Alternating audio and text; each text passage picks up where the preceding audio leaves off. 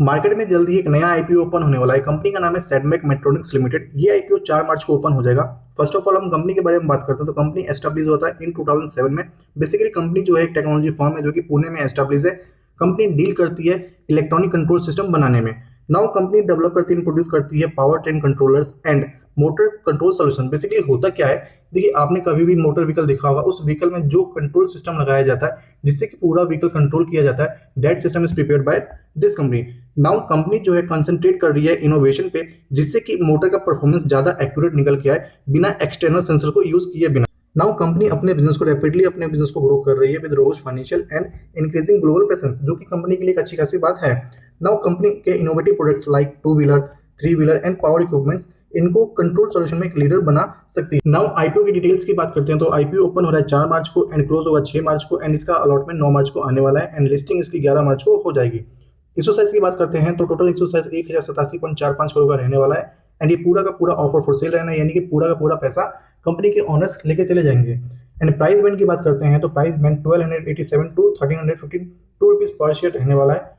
Grey market premium की बात करते हैं तो अप्रॉक्स 10% के आसपास का जीएमपी इसका चल रहा है। अभी आईपीओ की ओपनिंग, क्लोजिंग एंड लिस्टिंग में टाइम है तो इसका जीएमपी फ्लक्चुएट कर सकता है।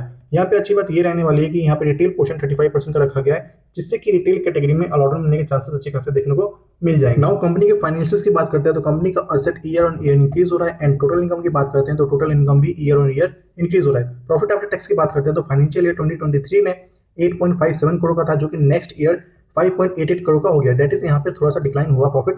देन नेक्स्ट ईयर 47 करोड़ का हो गया, यहाँ पे थोड़ा सा प्रॉफिट इंक्रीज होता है। फर्स्ट क्वार्टर ऑफ 2026 में 17 करोड़ का प्रॉफिट कंपनी करती है। एवरेज बेसिस पे अगर पूरे साल का निकालते हैं तो अराउंड 68 करोड़ के आसपास का प्रॉफिट कंपनी करने वाली है। इबिटा की बात करते हैं तो इबिटा 54 करोड़ से 45 करोड़ पे आ गया है एंड नेटवर्थ 115 करोड़ से 321 करोड़ पे आ गया है।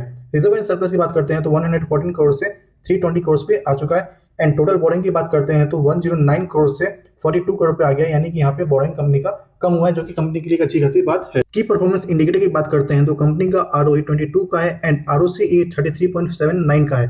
डेट टू इक्विटी 0.21 का है। देखिए कभी भी किसी भी कंपनी का debt to equity less than और इक्वल टू 2 होता है तो डेट टू इक्विटी सही माना जाता है, बट किसी भी कंपनी के लिए डेट टू इक्विटी जितना ही कम होगा उतना ही अच्छा कंपनी के लिए माना जाता है। एंड रिटर्न ऑन नेटवर्थ 15.48 का है and profit after tax margin 7.15% का है एंड इबिटा मार्जिन 19% का है। देखिए ये कंपनी का पूरा ओवरऑल फाइनेंशियल्स था। क्या आप इस कंपनी में इन्वेस्ट करने वाले हैं कि नहीं, कमेंट बॉक्स में जरूर बताइए।